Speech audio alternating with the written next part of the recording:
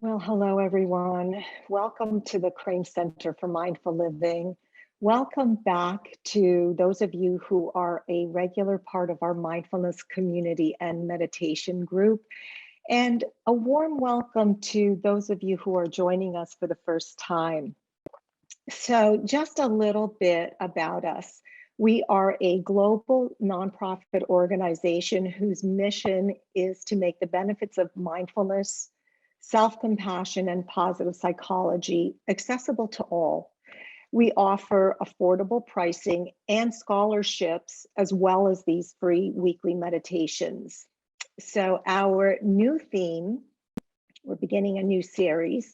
Our new theme for March and April is Spring into Resilience. And this week's theme is What's Strong with Us? So last week we spoke about resilience as a skill that we can learn and build on, and that it's a process. In this meditation series, we will be taking a deeper dive into what it means to be resilient. We will look at some of the tools and practices that we can use to cultivate resilience. And just a reminder, research does show that building resilience is important to our physical and mental well-being, and it's associated with longevity, lower rates of depression, and greater life satisfaction. So this week we will explore how focusing on what is strong with us instead of what is wrong with us, and focusing on what is strong with us helps us use our natural strengths in the face of adversity to become more resilient. Focusing on what is strong with us is also another way to remind us of one of the foundations of mindfulness, that there is more right with us than wrong with us. And John Kabat-Zinn says it beautifully. As long as you are breathing, there is more right with you than wrong with you. This is a fundamental assumption in mindfulness, that we come into this world already good enough. In other words, we're perfect in our own imperfection. Despite illness or injury, our own feelings of not being good enough, right? That feeling of inadequacy, or any other challenges that we face. So from this perspective, everything is workable, right? It's the glass half full versus the glass half empty approach to life, and it engenders a positive outlook. And when we can use our strengths to meet life's challenges, it becomes easier to see things through an optimistic and positive lens.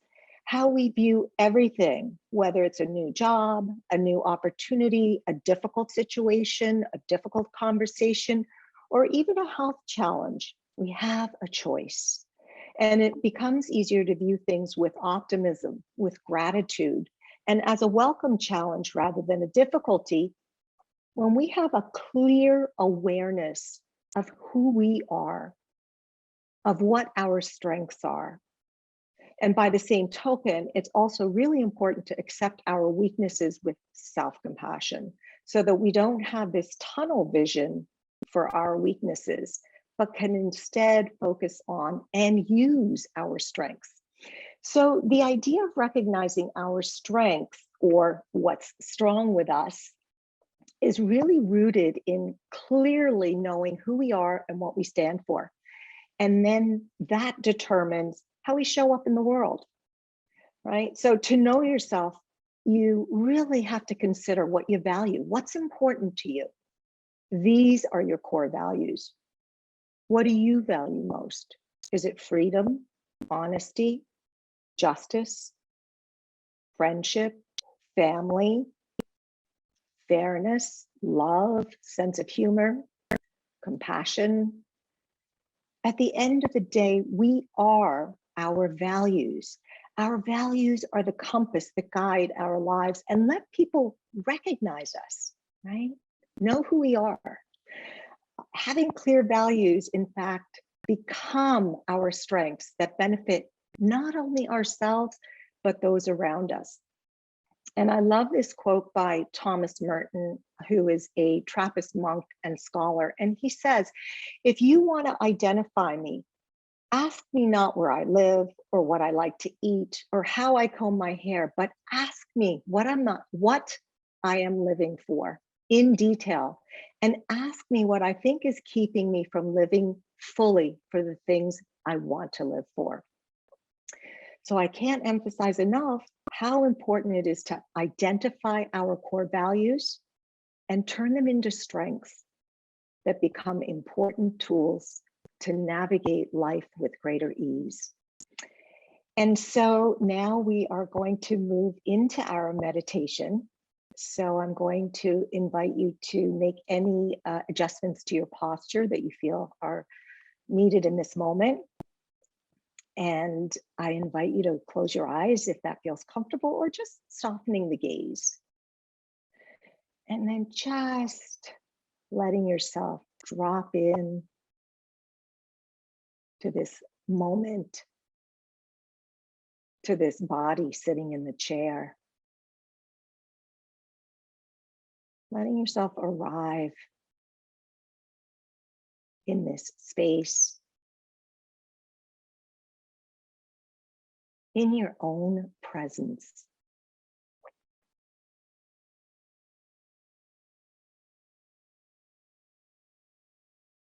And perhaps further grounding into the body and into the moment by feeling your feet on the floor and the ground below that. Feeling your sits bones where they're making contact with the seat or the cushion you're sitting on.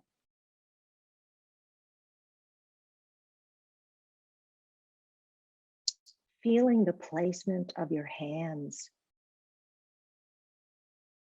whether they're resting in your lap or on your thighs or in each other. So just letting those tactile sensations be a gateway into this moment.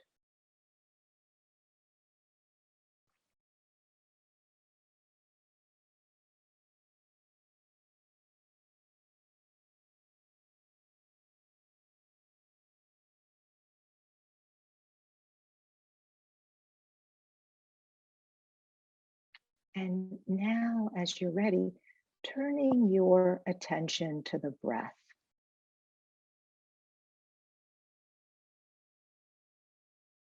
So bringing your awareness fully on the simple act of breathing.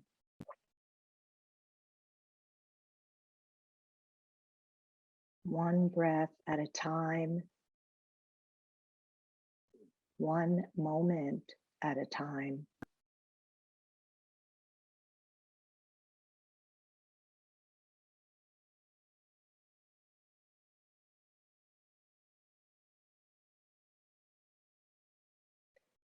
So not needing to change the breath in any way, just being with it.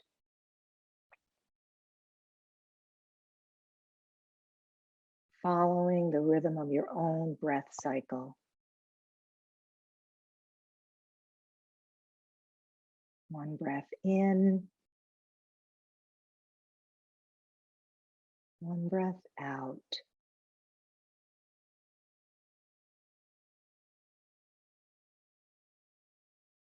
Another breath in.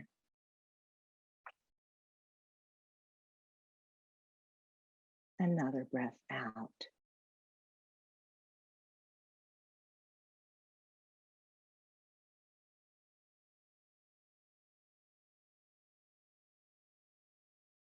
Maybe noticing how the breath is for you in this moment.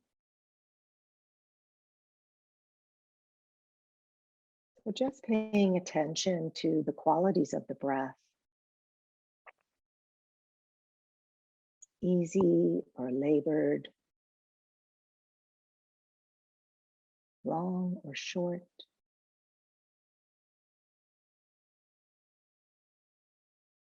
Full or shallow.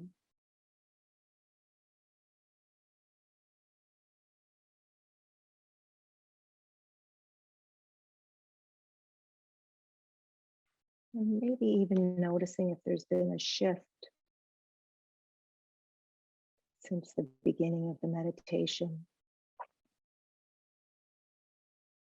Sense of settling. Perhaps not.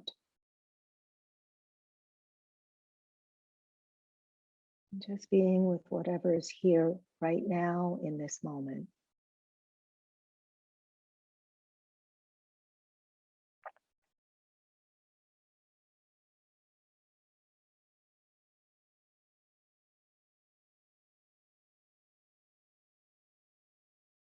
Now, maybe taking a moment to tune in to where in the body you can feel the breath most vividly. Where is it alive for you?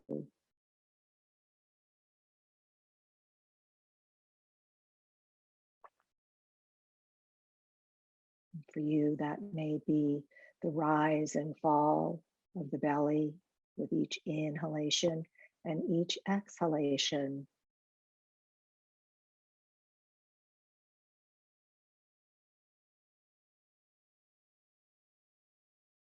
Or perhaps it's the expansion of the rib cage as the lungs fill up and then deflate, feeling the chest falling on the exhalation.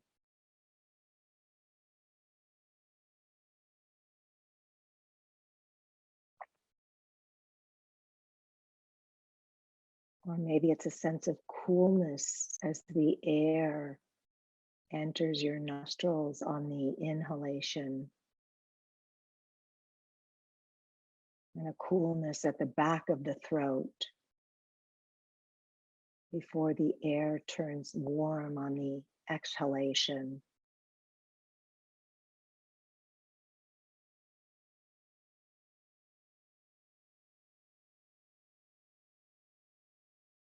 So just tuning in to where you can feel the breath and just following along like you would be with a good friend.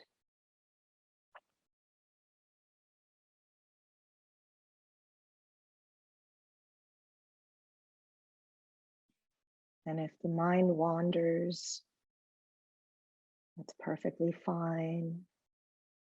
Just gently inviting the attention back to the breath.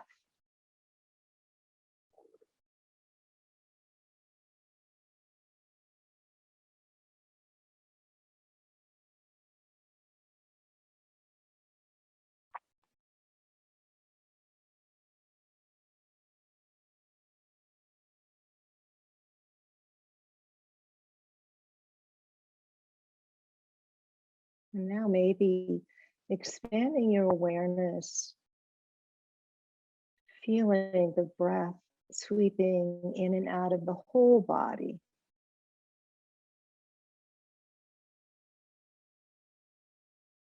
Maybe feeling the gentle rocking motion of the body moving with each inhalation and each exhalation.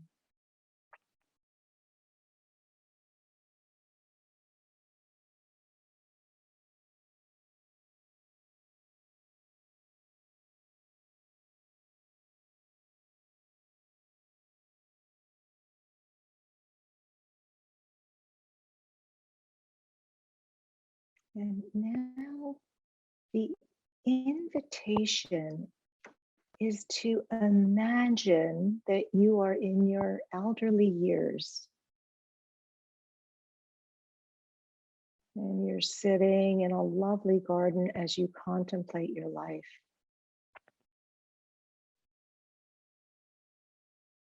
Looking back to the time between now and your younger years, you feel a deep sense of satisfaction,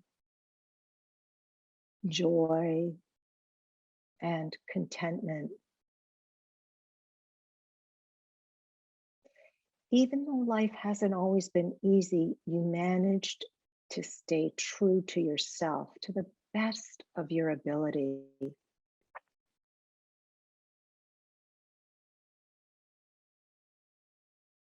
And so taking a moment now to consider, how do I want to be remembered? If I valued friendship and family, did I make the effort to be there for my friends? And was I an involved family member?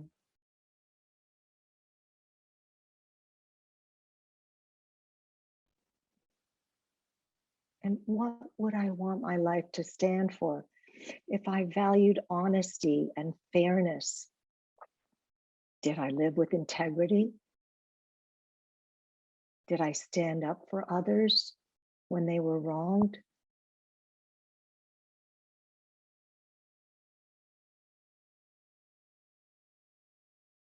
So just reflecting on, if I am nearing the end of my life, looking back, what would have given me the most satisfaction?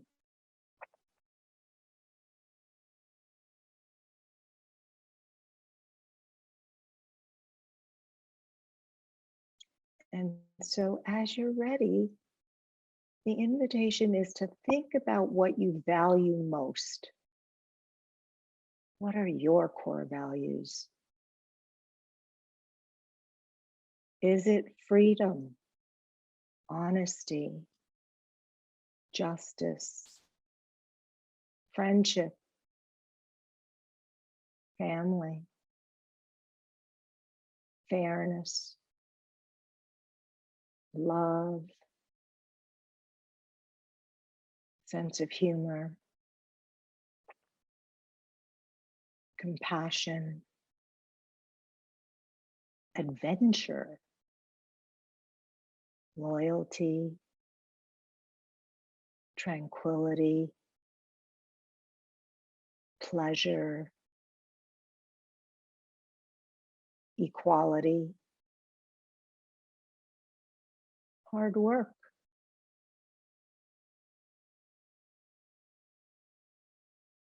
So perhaps for you, it's one or more of these or something else, but just taking a moment to reflect on your core values. What is most important to you? To be able to say, I've lived a well-lived life.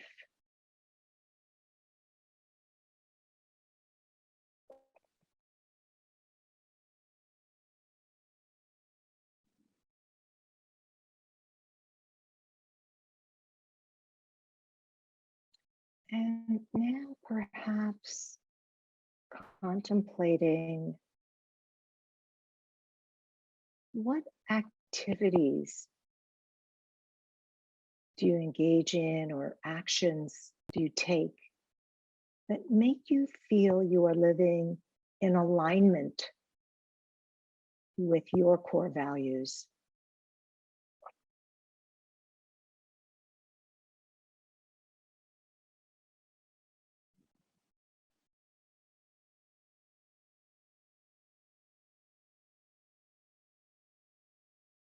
So just considering, how am I living in alignment with what's most important to me, with my core values?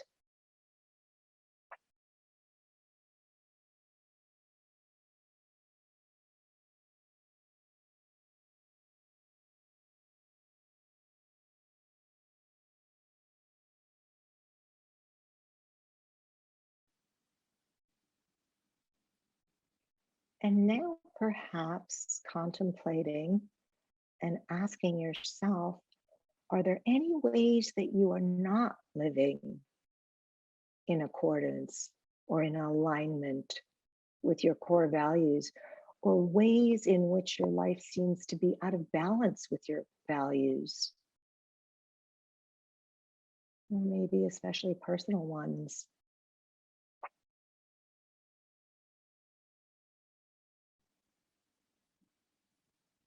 Perhaps you're too busy to spend much quiet time in nature, even though nature is one of your greatest loves in life.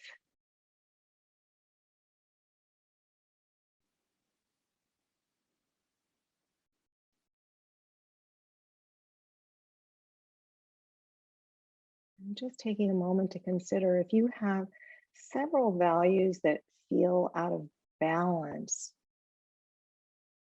just settling on one or choosing one that feels especially important for you to work with in this moment.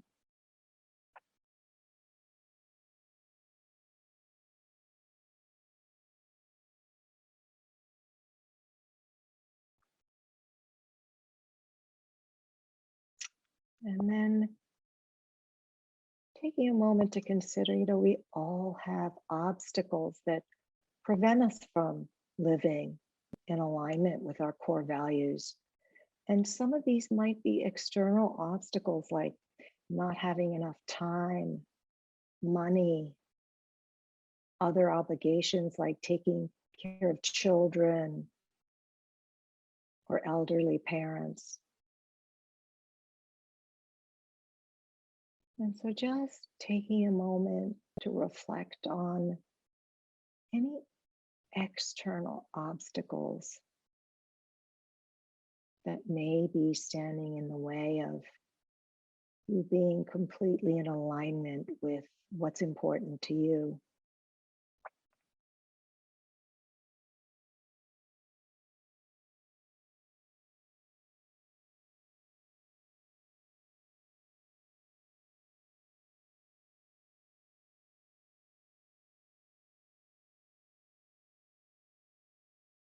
And there may also be some internal obstacles getting in the way of you living in alignment with your core values. For instance, are you afraid of failure? Do you doubt your abilities? Or is your inner critic getting in the way? Maybe you've internalized some stereotype about your identity.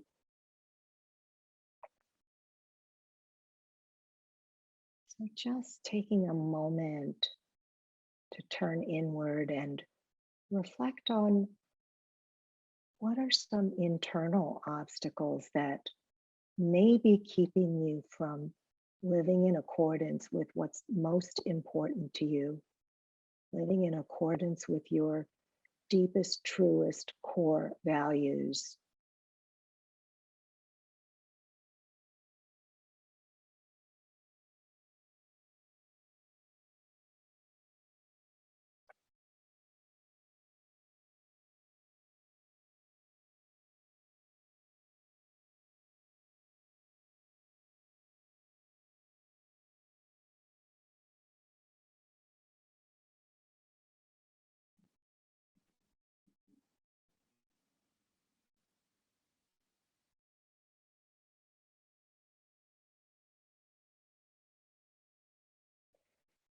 And now maybe considering, is there one action that you can take,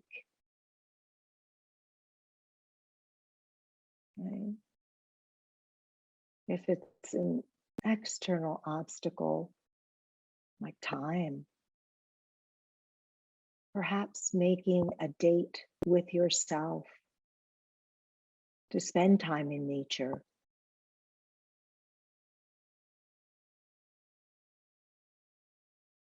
or perhaps if it's that fear of failure,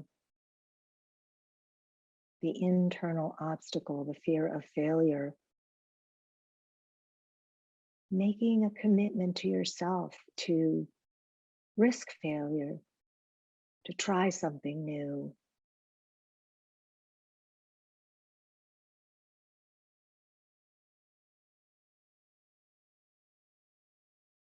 So just thinking about an action that you can take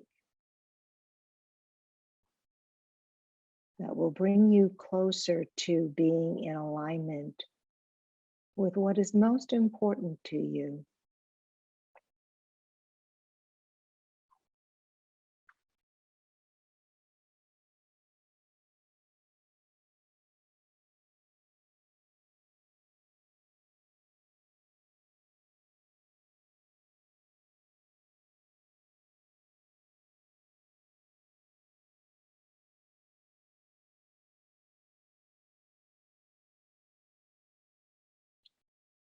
And now, as you're ready,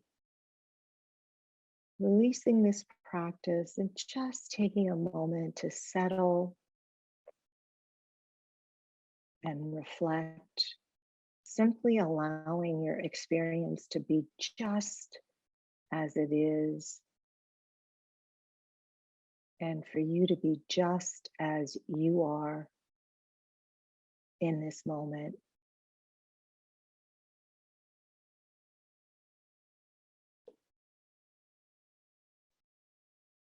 And you can feel free to keep your eyes closed as I end with this poem, The Way It Is by William Stafford. There's a thread you follow. It goes among things that change, but it doesn't change. People wonder about what you are pursuing. You have to explain about the thread, but it's hard for others to see. While you hold it, you can't get lost. Tragedies happen, people get hurt or die, and you suffer and get old. Nothing you do can stop time's unfolding. You don't ever let go of the thread. And as you're ready, I invite you to open your eyes and take any gentle movements that you may need in this moment. And I'm going to end with a weekly invitation, as we always do. So I invite you to take time this week to reflect on one core value that is important to you and follow it like a thread in the tapestry of your life, because it is a strength that you can rely on to benefit not only you, but those around you. So that's my invitation for this week. Just reflecting and identifying one important core value. And then 2 announcements. Our spring Mindful Self-Compassion course begins on April 28th, Thursday evenings from 6:30 to 9 p.m. And our spring mindfulness-based stress reduction course begins May 6th on Friday mornings from 9:30 till noon. If you enjoy these meditations, I hope that you will consider taking one of these programs as we dive much deeper into mindfulness and self-compassion. So I thank you all for your practice. Have a wonderful week and take good care. Bye, everyone.